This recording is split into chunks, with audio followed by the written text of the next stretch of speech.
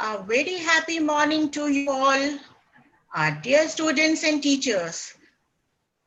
Monday morning, 11 a.m. and it's time for our online class of home science for class 12 students. सभी को मेरा सुप्रभात. Dear students, आज हम इस ऑनलाइन क्लास नंबर 7 में यूनिट 3 शुरू करेंगे, which is Human Development and Family Studies, मानव विकास और परिवार अध्ययन. और इसका अध्याय है प्रारंभिक बाल्यावस्था देखभाल और शिक्षा, early childhood care and education, जिसे शॉर्ट में ECCE भी कहते हैं. जानते हैं कोविड एप्रोप्रिएट बिहेवियर के बारे में. आपको बच्चों अपने हाथ रेगुलर धोने हैं. आप यहाँ पर वीडियो में हाथ धोने का सही तरीका भी देख रहे हैं. साबुन और पानी से लगभग 20 सेकंड तक. अपना मास्क आपको जरूर पहनना है घर से बाहर निकलने पर, और एक सेफ डिस्टेंस रखना है 2 मीटर का एक दूसरे से. So please follow this Covid appropriate behaviour.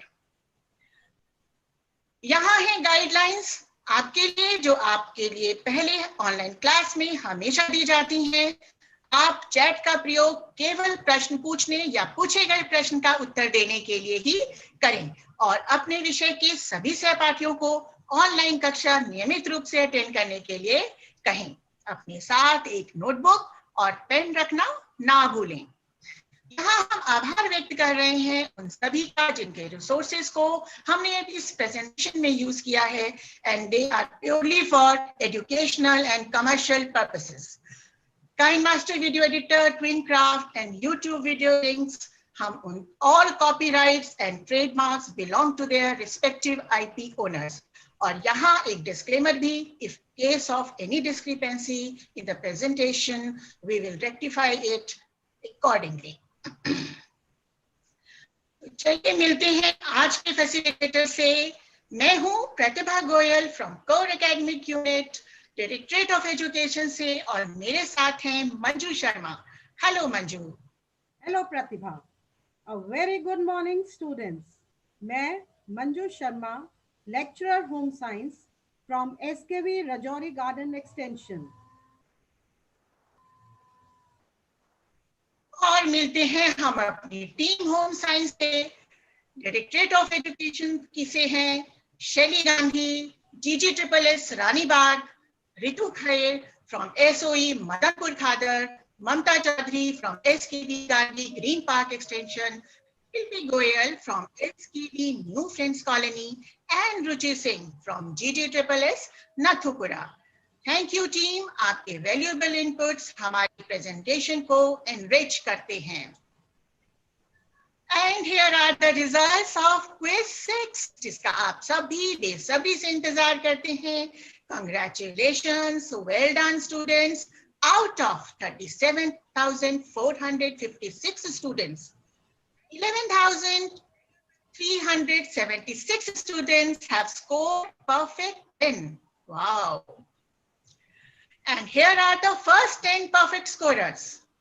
Priyanka from GSKV Tikri Kala, Ayush Mishra from GSV Lancers Road, Anjali Roy from GSKV B3 Paschim Bihar, Nisha Kaushik from SKV Dharampura, Sonal from GGSSS Kakarala, Komal from SOE Madanpur Khadar, Parvati from SKV Basai Darapur, Sachi from SKV Ramesh Nagar, Pooja Sharma from GGSSS Samal Khan, and Bhanu Chandra from GSV Lancers Road. Well done, dear students. And now we will come to our topic. सबसे पहले जानते हैं इस lesson के learning objectives यानी अधिगम उद्देश्य. इस पाठ को पढ़ने के बाद हम क्या समझेंगे? प्रारंभिक बाल्यावस्था देखभाल और शिक्षा के उन मौलिक सिद्धांतों को समझ सकेंगे जो भारतीय समाज में लागू होते हैं. बच्चों की आरंभिक देखभाल और अध्ययन अनुभवों को महत्व को भी समझ सकेंगे. हम ये भी समझ सकेंगे कि बच्चे कैसे खेलते हैं और सीखते हैं. प्रारंभिक बाल्यावस्था देखभाल और शिक्षा में जीविका के लिए आवश्यक जानकारी और कौशलों को भी समझ पाएंगे. तो चलिए आज हम सबसे पहले जानते हैं प्रारंभिक बाल्यावस्था देखभाल और शिक्षा का क्या मतलब है। आप सबके बच्चों क्लास 11th में यूनिट चाइल्डहुड में बच्चे के विभिन्न विकासों के आयामों को पढ़ा था। आपने जाना था कि आसपास के वातावरण को बच्चा बहुत छोटी उम्र से ही खोजना शुरू कर देता है और नई नई बातें सीखता है। हमने सामाजिक और भावनात्मक विकास में पढ़ा था कि 8 से 12 महीने का बच्चा अनजान व्यक्ति के प्रति भय दिखाता है, अजनबी को देखकर डर जाता है, रोने लगता है। इसे स्ट्रेंजर एंजाइटी भी कहते हैं, अजनबियों से डरना या परेशान हो जाना। 12 माह का बच्चा यानी 1 साल का बच्चा माँ से अत्यधिक लगाव दिखाता है। वो ये डरता है माँ कहीं छोड़कर उसे ना चली जाए, तो इसलिए वो माँ से चिपका चिपका रहता है। इसे सेपरेशन एंजाइटी या बिछड़ने की चिंता भी कह सकते हैं। तो ECC बच्चे के इन सभी विकास के आयामों को हमें सिखाती है। बच्चों की जिज्ञासा को पूरी करने के लिए बच्चों को अनुकूल परिवेश देने की बहुत आवश्यकता है और ये ECC के द्वारा संभव हो सकता है। ऐसी स्थितियों में कई बार ऐसी स्थितियां होती हैं बच्चों जहां पर घर में अनुकूल परिवेश की कमी होती है, कुछ कम संसाधन होते हैं जहां बच्चा ठीक प्रकार से अपने घर में नहीं सीख पाता, तो ECC इस समस्या का भी हल निकालती है। तो हमें ECC इसलिए पढ़ना आवश्यक है। और वैकल्पिक शिशु देखभाल का क्या अर्थ है? माँ की अनुपस्थिति में शिशु को दी जाने वाली देखभाल को हम वैकल्पिक शिशु देखभाल कहते हैं। अधिकतर हमारे परिवारों में बच्चे अपने परिवार के सदस्यों के बीच माता पिता के साथ रहते हैं, लेकिन कई बार जब माँ कामकाजी होती है, माता पिता दोनों काम पर चले जाते हैं, तो उन्हें वैकल्पिक शिशु देखभाल की आवश्यकता होती है। ये घर के परिवार के सदस्य भी दे सकते हैं, जैसे दादा दादी, नाना नानी इत्यादि। लेकिन ऐसा होता है आजकल एकल परिवार हैं, जहां पर सिर्फ माता पिता और बच्चे होते हैं। तो जब माता पिता काम पर चले जाते हैं तो उन्हें पीछे से देखने वाला कोई देखभाल करता नहीं होता। कई बार ऐसी स्थिति भी होती है कि माँ अस्वस्थ है या माँ होती नहीं, उसकी असामयिक मृत्यु हो गई होती है। तो ऐसी अवस्था में वैकल्पिक शिशु देखभाल की आवश्यकता है। तो चलिए अब आज हम चलते हैं पिंकी रानी के साथ मीना के पास और जानते हैं उसका हाल। आगे फिर से पिंकी रानी लेके एक नई कहानी। ना कोई है राजा ना कोई है रानी, फिर भी एक है बात समझानी। तो चलो चलते हैं और सुनते हैं मेरी जुबानी।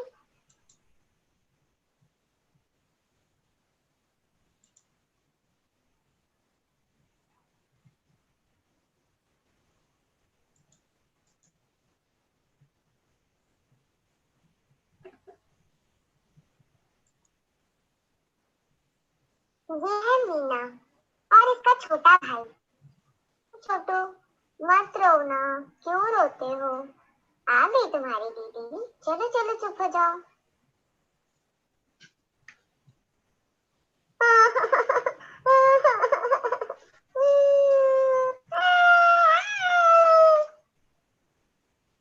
सारा दिन काम करना पड़ता है, फिर तुम्हें संभालना पड़ता है। पढ़ने का तो टाइम ही नहीं मिलता। मैं पढ़कर बड़े होकर कुछ बनना चाहती हूँ, क्या करूँ? तो देखा आपने, ना होशियार भी है, लेकिन अपने भाई की जिम्मेदारी भी संभालनी पड़ती है, जिस वजह से वो पूरा ध्यान पढ़ाई पे नहीं दे पाती।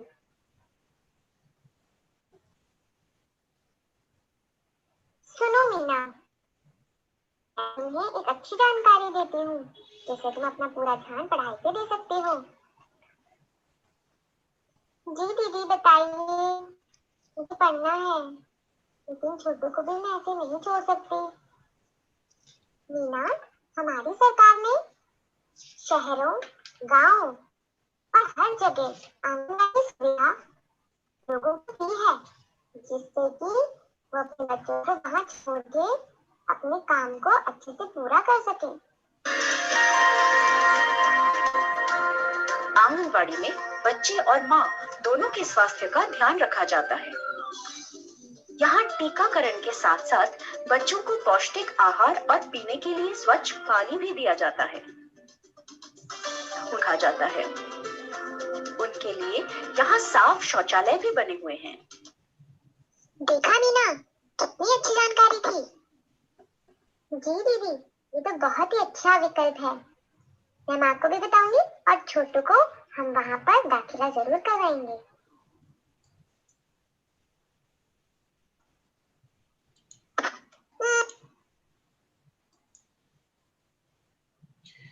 ओके तो क्या देखा आपने डियर स्टूडेंट्स कि मीना कितनी थी परेशान। हमारी पिंकी रानी ने दिया उसे विकल्प आसान, मीना को बताया आंगनबाड़ी के विषय में और कर दिया उसकी समस्या का समाधान। आंगनबाड़ी के बारे में बच्चों अभी हम आगे समझेंगे, पर पहले यहाँ जान लेते हैं कि यदि बड़ी बहन या भाई के द्वारा छोटे भाई बहन की देखभाल की जाती है तो क्या हानियां होती हैं। उसे उसकी पढ़ाई का, बड़े भाई बहन की पढ़ाई का नुकसान होता है, बच्चे को उसके पास छोड़ना सुरक्षित भी नहीं है क्योंकि वो उचित देखभाल करने का अनुभव नहीं रखता। साथ ही साथ वो आपातकालीन स्थिति को भी संभालने की स्थिति में नहीं होता। कोई दुर्घटना होने पर उसे परेशानी हो सकती है कि वो कैसे संभाले। तो चलिए अब आगे चलते हैं मंजू मैम के पास।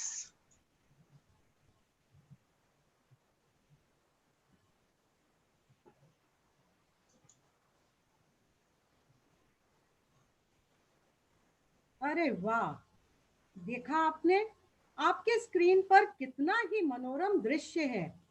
छोटे छोटे प्यारे प्यारे से बच्चे दिखाई दे रहे हैं।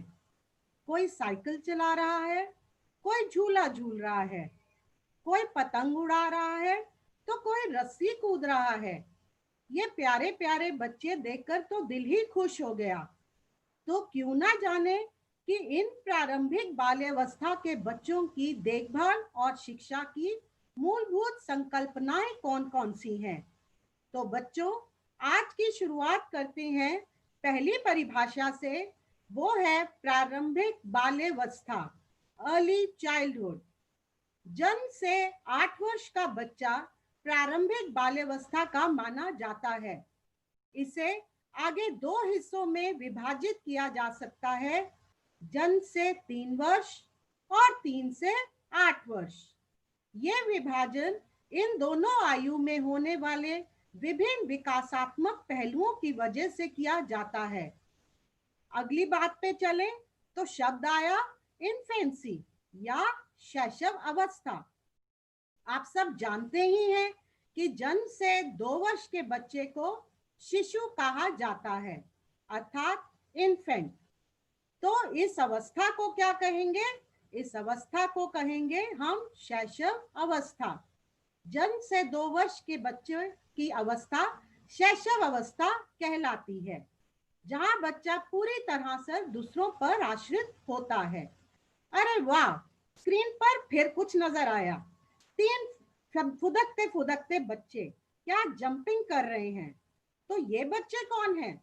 ये हैं 2 से 3 वर्ष के बच्चे, जिन्हें टॉडलर कहा जाता है।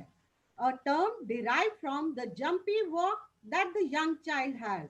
इस उम्र के छोटे बच्चों में फुदक कर चलने की प्रवृत्ति होती है, इसीलिए उन्हें टॉडलर शब्द से पुकारा जाता है। आगे बढ़ते हैं और जानते हैं कि एक 3 वर्षीय बच्चे के क्या विशेषताएं होती हैं। आप सबने देखा, स्क्रीन पर भी दिख रहा है, बच्चे कितनी मस्ती कर रहे हैं। बच्चे अपनी गतिविधियां और अनुभव खूब बढ़ा लेते हैं। वे अनौपचारिक और छोटी सामूहिक गतिविधियां ही पसंद करते हैं। आप उन्हें एक बंद कमरे में 4 दीवारी में नहीं रख सकते। ऐसी शिक्षा वो कभी नहीं प्राप्त करते। उनमें सीखने की बहुत जिज्ञासा होती है और शायद इसी जिज्ञासु प्रवृत्ति के कारण वो अपने आसपास के वातावरण से बहुत कुछ सीखते हैं। कभी जमीन पर रेंगती हुई चींटियां, तो कभी दीवार पर कूदती हुई बिल्ली इनके लिए आकर्षण का केंद्र होती है। तो बच्चे कैसे सीखते हैं? बच्चे अपने आसपास के लोगों से और वातावरण से परस्पर व्यवहार करते हुए चीजों को सीख जाते हैं। आगे बढ़े और नेक्स्ट परिभाषा पर चलते हैं। अरे वाह, वर्ड आया प्री स्कूल चाइल्ड, विद्यालय पूर्व बच्चा। इस बच्चे के लिए कोई भी आयु निर्धारित नहीं की गई है।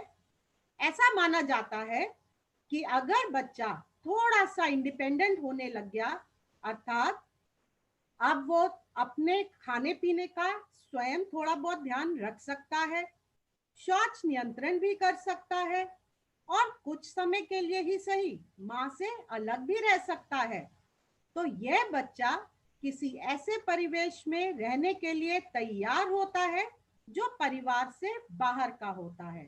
तो ये बच्चा है अ प्री स्कूल चाइल्ड, विद्यालय पूर्व बच्चा। अगली परिभाषा पे आते हैं। आपको जो नया शब्द आपके सामने है ये बहुत ही इंपॉर्टेंट है और यही तो हमारा चैप्टर है, early childhood care and education, प्रारंभिक बाल्यावस्था देखभाल और शिक्षा।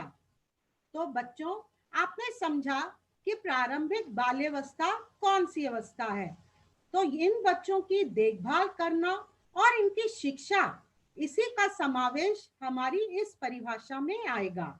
एक ऐसी गतिविधि जो विभिन्न परिस्थितियों में बाल्यावस्था को लाभ पहुंचाने के साथ साथ इन मूलभूत कार्यों में माता पिता, परिवारों और समाज की सहायता करके उन्हें लाभान्वित करती है। तो इसे कहते हैं ECCE, early childhood care and education. अब ECCE से ही संबंधित हम चलते हैं NCF पर। आपके सामने एक शब्द आ रहा है NCF 2005। पहले ये बताती हूँ कि ये NCF है क्या। नेशनल करिकुलम फ्रेमवर्क, अर्थात राष्ट्रीय पाठ्यचर्या रूपरेखा। सन 2005 में NCF पास हुआ। अब उसमें जो ECCE के मूल उद्देश्य रखे गए, उनमें से पहला मेन उद्देश्य था holistic development of the child, बच्चे का समग्र विकास। आप सब जानते हैं कि इस आयु में बच्चा बहुत जल्दी से बढ़ रहा होता है, उसके विभिन्न विकास हो रहे होते हैं, चाहे वो शारीरिक विकास हो, क्रियात्मक विकास हो, भाषा का विकास हो, संज्ञानात्मक विकास हो। तो बच्चे की इस सर्वांगीण विकास की क्षमता के लिए ECCE बहुत जरूरी है ताकि वह बच्चा अपनी क्षमता पहचान सके। अगले पॉइंट पे चले, औपचारिक विद्यालय के लिए तैयारी।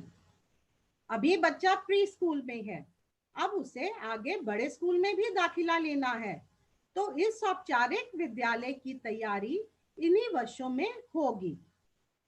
सरकार द्वारा ऐसे कई कार्यक्रम चलाए जा रहे हैं, जैसे ICDS, जिसमें महिलाओं और बच्चों के लिए सहायक सेवाएं प्रदान करना भी एक बहुत बड़ा उद्देश्य है। तो आई होप आप सबको ECC के मूल उद्देश्य समझ में आ गए होंगे। तो आगे मैं बात करती हूँ इनके सिद्धांतों पर। Guiding principles of ECCE। ECCE का सबसे बड़ा मुख्य सिद्धांत क्या है? Play as the basis for learning, सीखने का आधार खेल हो। आप सब जानते हैं कि ये बच्चे कैसे पढ़ते हैं। इनका पढ़ने का तरीका है प्लेवे मेथड, खेल खेल में पढ़ना। ये एक रिजिड करिकुलम नहीं फॉलो कर सकते, एक किताब के आगे बैठकर केवल नहीं पढ़ाई कर सकते। इन्हें तो सिखाना है तो खेल के माध्यम से सिखाना होगा। कभी पोएम सिखाना, कभी कोई एक्शन, कभी कोई ऐसा कार्टून कैरेक्टर दिखाया, तो बच्चा खेल खेल में अक्षर ज्ञान भी सीख गया, काउंटिंग भी सीख गया और बहुत सी बातें भी सीख जाता है। शिक्षा का आधार कला हो। अब कला का मतलब यहाँ है म्यूजिक, डांस, ड्राइंग, पेंटिंग। तो बच्चे को इन सब कलाओं से सिखाया जाता है और बच्चों का मनोरंजन के साथ साथ पढ़ाई भी होती है। बच्चों की विशिष्ट सोच विशेषताओं को मान्यता देना भी एक मुख्य सिद्धांत है। और अगला शब्द एक्सपीरियंशियल लर्निंग, अनुभव जन्य अधिगम। अब इसका क्या अर्थ है? इसका अर्थ है कि बच्चा अपने एक्सपीरियंसेस से सीखता है। आप उसे केवल शब्द का ज्ञान नहीं देंगे। अवॉइड रोट लर्निंग, सिर्फ चीजों को रटना नहीं है। उस कार्य को जब बच्चा स्वयं अपने हाथों से करके देखता है तो वो बहुत अच्छे से समझता है और ये बात उसे हमेशा फिर याद भी रहती है। तो अनुभव करने दीजिए और वही उसकी लर्निंग है। दैनिक नित्यचर्या में अच्छी जानकारी और चुनौतियों का अनुभव भी अगला सिद्धांत है। सिद्धांतों की तरफ आगे भी बढ़ते हुए हम अगले पॉइंट पर आते हैं और पॉइंट क्या है? औपचारिक तथा अनौपचारिक दोनों प्रकार की परस्पर बातचीत। अभी मैंने कहा कि बच्चों को इस आयु में जो पढ़ाने का तरीका है वो है अनौपचारिक तरीका, इनफॉर्मल एजुकेशन। पर बच्चे को आगे फॉर्मल स्कूल में भी तो जाना है, तो उस औपचारिक तरीके की तैयारी इन्हीं वर्षों में होगी। तो दोनों में आपस में एक परस्पर तालमेल जरूरी है।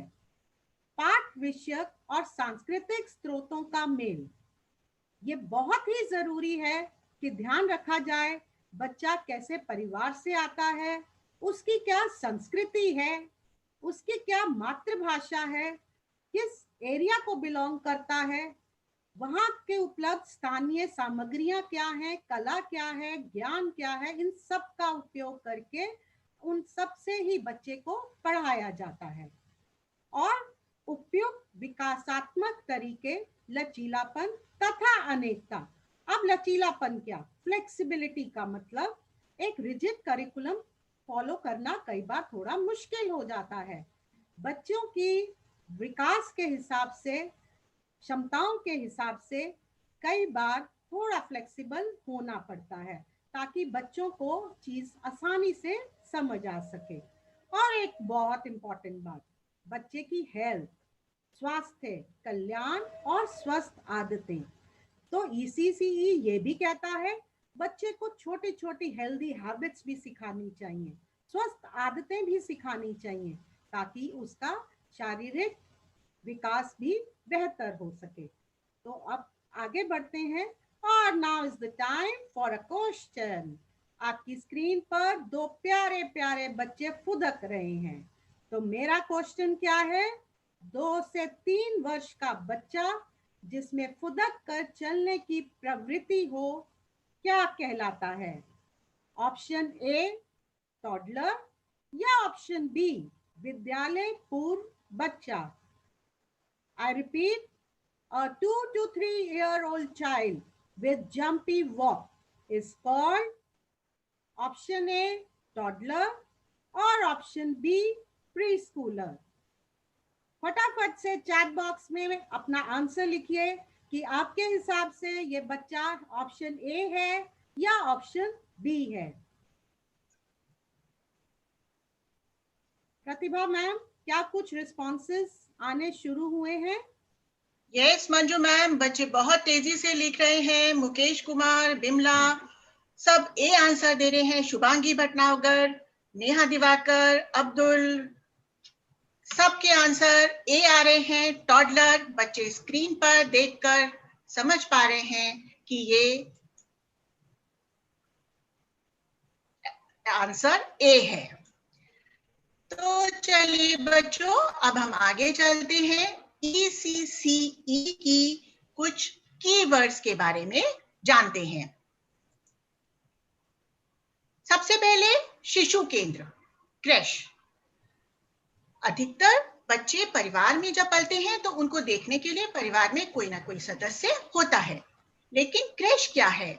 शिशु केंद्र वो संस्थागत व्यवस्था है जिसे विशेष रूप से शिशुओं और छोटे बच्चों की घर में देखभाल करने वालों की अनुपस्थिति में देखभाल के लिए बनाया गया है।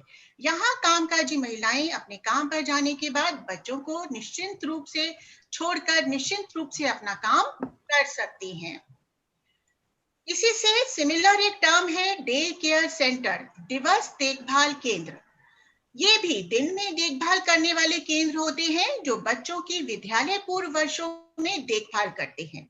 इसमें शिशु एवं विद्यालय पूर्व के बच्चे शामिल हो सकते हैं और घर में प्रमुख देखभालकर्ता की अनुपस्थिति में इनकी देखभाल की जाती है। यानी कि क्रैश और डे केयर सेंटर्स घर से बाहर के केंद्र हैं जहां पर ECCE क्वालिफाइड प्रोफेशनल्स की उपस्थिति में बच्चे रहते हैं और खाना पीना, टॉयलेट ट्रेनिंग, इन सब के विषय में उनको आराम रहता है। अब हम आते हैं आंगनवाड़ी पर। आंगनवाड़ी क्या है? ये इसका अर्थ है आंगन आश्रय। ये ग्रामीण शहरी शिशु देखभाल केंद्र हैं जो ICDS कार्यक्रम के अंतर्गत आते हैं। अभी आपने वीडियो में भी एक बहुत ही इंफॉर्मेटिव वीडियो देखा था जिसमें आंगनवाड़ी के बारे में सुविधाएं बताई गई थी। टीकाकरण आपने देखा, वहां पे बच्चों को पौष्टिक अल्पाहार और स्वच्छ पेयजल की सुविधा भी थी। बच्चों, ICDS integrated child development services है जिसे हिंदी में समेकित बाल विकास सेवाएं कहते हैं। इसके बारे में डिटेल हम आगे अपने ऑनलाइन कक्षा में नेक्स्ट मंडे पढ़ेंगे। Anganwadi ministry of women and child development के अंडर आती हैं जो कि महिला और बाल विकास मंत्रालय है। WCD इसकी शॉर्ट फॉर्म है। अब आते हैं हम केयर गिवर पर। केयर गिवर क्या है? देखभाल करता, यानी एक परिवार का सदस्य या वेतन पर रखा गया सहायक जो नियमित रूप से एक बच्चे या बीमार या बुजुर्ग या विशेष आवश्यकता वाले व्यक्ति की देखभाल करता है। देखभालकर्ता बच्चों क्रैश में और दिवस देखभाल केंद्रों में भी होते हैं और जो घर में देखभाल करते हैं जैसे माता पिता या दादा दादी, ये भी देखभालकर्ता की ही श्रेणी में आ सकते हैं। विद्यालय पूर्व शिक्षा एक नई टर्म है। विद्यालय पूर्व शिक्षा 3 से 6 वर्ष की आयु के बीच औपचारिक शिक्षा शुरू होने से पहले बच्चों को दी जाने वाली शिक्षा का प्रावधान है। अब प्री स्कूल के बारे में आपने प्री स्कूल चाइल्ड के बारे में अभी पढ़ा। अब हम जानते हैं कि प्री स्कूलर्स जब प्री स्कूल में जाते हैं, अच्छे विद्यालय पूर्व केंद्र की क्या भूमिका है। यहाँ पर चाइल्ड सेंटर्ड अप्रोच, यानी कि बच्चों के मनोविज्ञान को समझते हुए उसकी रुचियों को, प्रवृत्तियों को और क्षमताओं का ध्यान रखते हुए जब हम बच्चों को सिखाते हैं तो वो चाइल्ड सेंटर्ड अप्रोच होती है। यहाँ पर बच्चों के ऊपर कोई बोझा नहीं होता, बच्चे खेल खेल में सीखते हैं। हमने ये भी जाना कि बच्चे दूसरों का साथ पसंद करते हैं। जब वो साथियों के साथ होते हैं तो वो उनसे जल्दी सीख जाते हैं। यहाँ पर बच्चे आत्मनिर्भर भी बन जाते हैं। कई बार माता पिता भी चकित रह जाते हैं कि अरे ये यहाँ पर इसने शूज अपने आप पहन लिए या खाना अपने आप खा लिया। ये अतिरिक्त सहायता वाले बच्चों के लिए भी लाभदायक है। प्री स्कूल्स बच्चे की अन्य लोगों से संबंधित जानकारी को बढ़ाते हैं और ये अनौपचारिक शिक्षा देते हैं और औपचारिक विद्यालय में जाने के लिए बच्चों को तैयार करते हैं। अब हम पढ़ते हैं मॉन्टेसरी स्कूल क्या है। ऐसे विद्यालय जो प्रारंभिक बाल्यावस्था शिक्षा के उन सिद्धांतों पर आधारित है जिनकी रूपरेखा विख्यात शिक्षाविद मारिया मॉन्टेसरी द्वारा बनाई गई है। डियर स्टूडेंट्स, आप उनकी फोटो यहाँ इस स्क्रीन पर देख रहे हैं। ये एक इटालियन थी और ना सिर्फ ये शिक्षाविद थी बल्कि ये एक सफल चिकित्सक भी थी जिन्होंने विशेष आवश्यकता वाले बच्चों पर अपना अध्ययन किया और मॉन्टेसरी स्कूल्स की स्थापना की। मॉन्टेसरी स्कूल क्या होते हैं अब ये जानते हैं। एक साथ में बहुत ही लाइवली वीडियो चल रहा है। आप देख पाएंगे कि बच्चे किस प्रकार से अपने मस्ती कर रहे हैं और सीख रहे हैं। मॉन्टेसरी स्कूल्स क्या होते हैं? ये शैशवावस्था से 18 वर्ष तक के लिए हो सकते हैं। इनकी सबसे प्रमुख बात यह है कि यहाँ पर मिक्स्ड आयु वर्ग के बच्चे एक ही क्लास में पढ़ सकते हैं। जब बच्चे आयु वर्ग डिफरेंट होता है तो उनके लिए पाठ्यक्रम भी लचीला ही होगा। यहाँ पर चाइल्ड सेंटर्ड अप्रोच, बाल केंद्रित उपागम यूज किया जाता है और बच्चे खोज विधि द्वारा विभिन्न वस्तुओं से सीखते हैं। वाओ, क्या देख रहे हैं आप? एक बच्चा अब कलर में अपना हाथ डुबोकर हैंड प्रिंटिंग कर रहा है, वो फील कर रहा है, सीख रहा है। अभी आपने एक्सपीरियंशियल लर्निंग पढ़ा, ये उसका एक बहुत बढ़िया एग्जाम्पल। बच्चे की सृजनात्मकता को ना रोकें, वो जैसा करना चाहता है, जैसा सीखना चाहता है, उसे सीखने दें। कभी कभी गंदा होना ठीक है ना? आप वो विज्ञापन देखते हैं, दाग अच्छे हैं, so it's okay to be messy sometimes. Pratibha ma'am की बात को आगे बढ़ाते हुए तो इस पिक्चर को देखते हैं। दो बच्चे क्या कर रहे हैं? एक बास्केट में बैठा है और दूसरा एक कार्टन में। तो ये खेल रहे हैं। खेल बच्चों की स्वाभाविक क्रिया है और खेल के द्वारा भी शिक्षा दी जा सकती है। जब बच्चे एक दूसरे के साथ खेलते हैं, उनका संज्ञानात्मक विकास होता है। वे बहुत कल्पनाएं करते हैं, इमेजिनेशंस करते हैं और क्रिएटिव थिंकिंग करते हैं, सृजनात्मकता होती है। जब वो रोल प्ले करते हैं, कई तरह की चीजों को सीखते हैं, खेलते हैं, दौड़ते हैं, कूदते हैं, तो शारीरिक और क्रियात्मक विकास भी हो जाता है। और जब स्टोरी सुनते हैं या सुनाते हैं, तो भाषा का विकास भी तो होता है। बच्चे एक दूसरे के साथ खेलते हुए अपने टॉयज शेयर करते हैं, तो वे अधिक सामाजिक भी होते हैं। तो सामाजिक विकास भी खेल के द्वारा हो जाता है। आगे बात करते हैं बच्चों की देखभाल में ध्यान रखने वाले सिद्धांतों की। जीन पियाजे, जो एक प्रसिद्ध मनोवैज्ञानिक थे, उन्होंने संज्ञानात्मक अवस्था को कुछ स्टेजेस में बांटा था। उन्हीं के अध्ययन से ये पहला पॉइंट आता है कि बच्चों को अपने आसपास की चीजों को समझने का बहुत भिन्न व्यवहार होता है। हर बच्चा एक दूसरे से अलग होता है। किसी भी संस्थान को उस जगह के परिवार से सांस्कृतिक संदर्भ के महत्व को समझना चाहिए और उसके अनुकूल काम करना चाहिए। ये मैंने आपको अभी पहले भी समझाया था। तो आगे बात करते हैं कि हमारा जो अर्ली चाइल्डहुड प्रोफेशनल है, कोई ऐसा व्यक्ति जो इसी में व्यवसायिक बनना चाहता है, उसमें क्या आवश्यक कौशल होने चाहिए? ये माना जाता है कि इस उम्र का बच्चा थोड़ा सेल्फ इंडिपेंडेंट हो गया, परंतु अभी भी उसकी सफाई, खान पान, शौच नियंत्रण की निगरानी तो रखनी ही पड़ेगी। बच्चे और उनके विकास में रुचि भी होनी चाहिए, क्योंकि आप छोटे बच्चों से काम करने वाले हैं, तो उनकी आवश्यकताओं को समझें, उनकी क्षमताओं को समझें और उनके साथ उनके जैसा ही काम करें। बच्चे बहुत बातें करते हैं, बहुत कुछ क्वेश्चंस होते हैं उनके माइंड में, तो उन्हें दबाना नहीं चाहिए। बच्चों से बातचीत करने की क्षमता इनमें आवश्यक है, ताकि वे बच्चों को भी प्रेरित करें और स्व प्रेरित भी रहें। आगे बात करते हैं और कौन से कौशल इनको व्यवसाय के लिए आवश्यक हैं। अभी हमने बात की प्लेवे मेथड की। तो बच्चे को अगर आपने प्लेवे मेथड से पढ़ाना है, तो आप में वो रचनात्मक और रोचक गतिविधियां करने का कौशल होना चाहिए। कैसे विभिन्न जानवरों की आवाजें निकालनी है, कैसे कुछ पपेट शो करके दिखाने हैं, कुछ स्टोरी टेलिंग्स करनी है, एक्शन पोएम्स करनी है, ये सब का कौशल तो फिर आना ही चाहिए। बच्चों के प्रश्नों का उत्तर देने की इच्छा भी होनी चाहिए। उन्हें चुप ना कराएं, बल्कि उन्हें प्रोत्साहित करें। हर बच्चा दूसरे से अलग है, उसकी तुलना ना कीजिए। तो इन व्यवसायिकों को व्यक्तिगत भिन्नताओं को भी समझना है कि एक बच्चा दूसरे से अलग है। और जब बच्चों के साथ काम करना है तो बहुत एनर्जी चाहिए। तो शारीरिक गतिविधियों के लिए सक्रिय रहिए, तत्पर रहिए, ये भी एक जरूरी कौशल है। आगे बात करते हैं कि हमें या किसी भी व्यक्ति को इसी फील्ड में आना है तो स्कोप क्या है। प्रॉपर प्रशिक्षण पाकर वे डे केयर सेंटर या एक शिशु देखभाल सेंटर में कार्य कर सकता है। नर्सरी टीचर ट्रेनिंग करके एक नर्सरी स्कूल में अध्यापक का भी बन सकते हैं।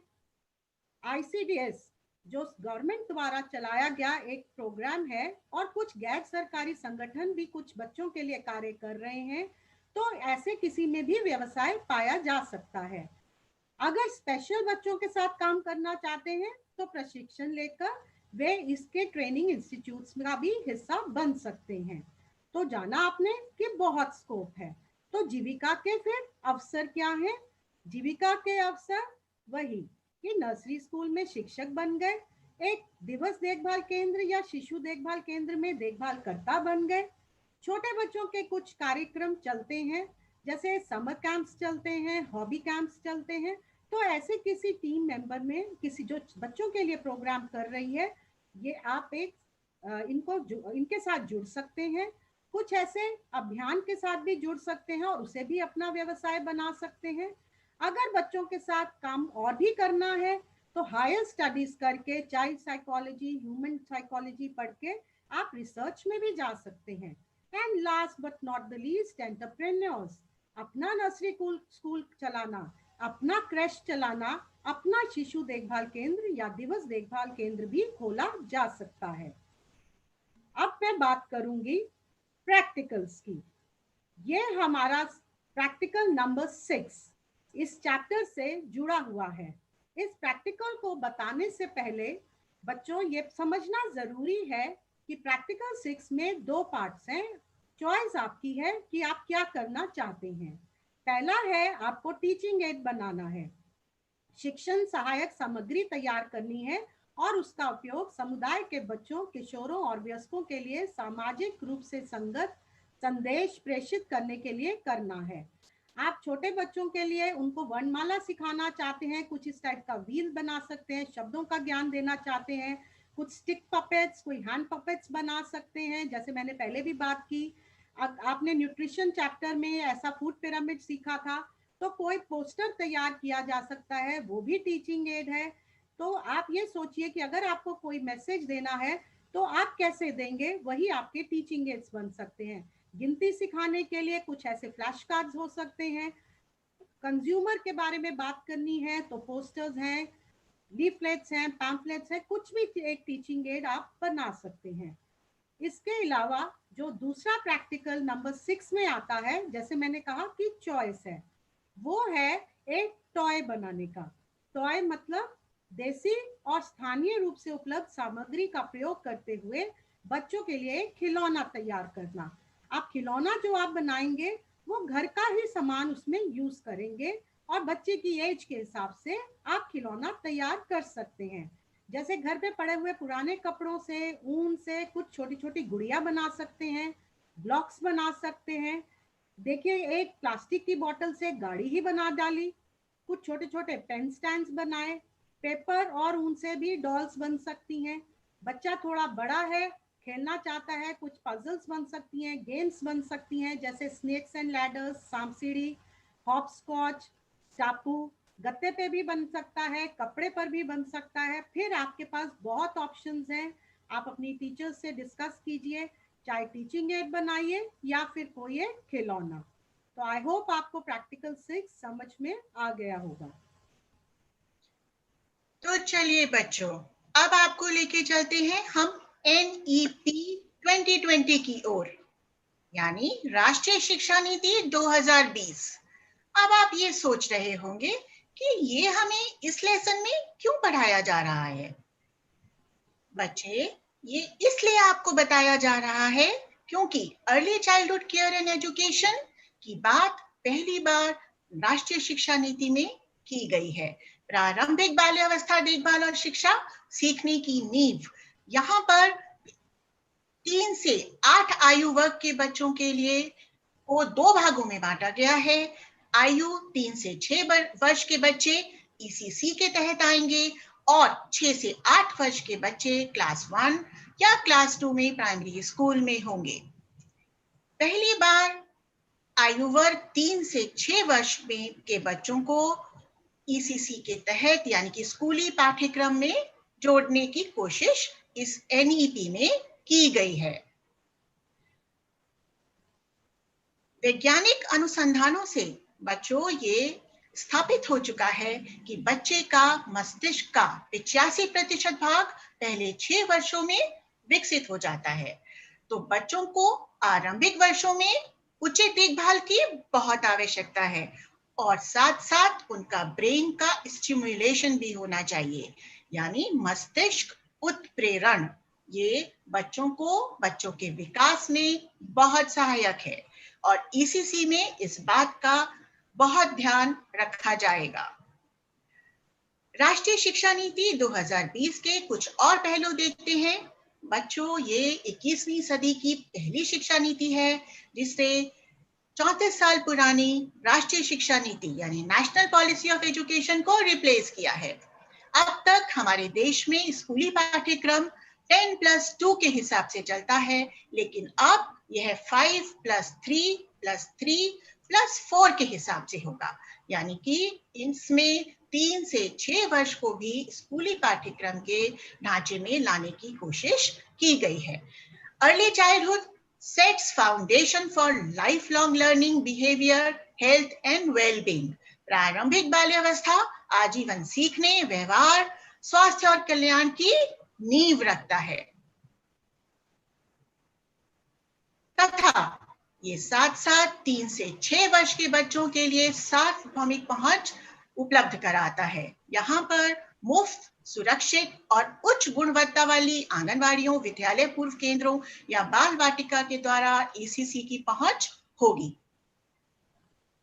इसमें बहुआयामी खेल आधारित संज्ञानात्मक, भावनात्मक, मनोवैज्ञानिक क्षमताओं और प्रारंभिक साक्षरता और संख्यात्मक अधिगम पर ध्यान करने के साथ-साथ इंक्वायरी बेस्ड लर्निंग पर भी फोकस होगा, यानी जांच आधारित सीखना सिखाना कराया जाएगा। And students, let's learn something more.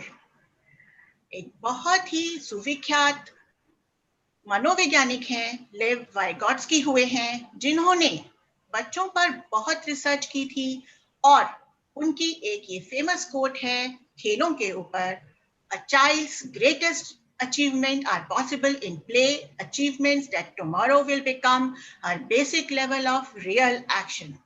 एक बच्चे की सबसे बड़ी उपलब्धि खेल में संभव है। एक बच्चे की सबसे बड़ी उपलब्धियां खेल में संभव हैं। उपलब्धियां जो कल उसकी वास्तविक कार्य का मूल स्तर बन जाएंगी। तो खेल बच्चों के लिए बहुत इंपॉर्टेंट है। खेलों के द्वारा प्लेवे मेथड से बच्चे बहुत कुछ सीख सकते हैं। अभी हमने इस लेसन में पढ़ा है। And now we are concluding our lesson with quiz 7 link. ये लिंक आपको जल्द ही आपके डिस्क्रिप्शन बॉक्स में मिलेगा। YouTube के डिस्क्रिप्शन बॉक्स से देखिए और इस क्विज को सॉल्व कीजिए, पर उससे पहले अपना लेसन ठीक से सुनिए, ठीक से देखिए और गूगल फॉर्म में अपना नाम और विद्यालय का नाम अवश्य लिखें।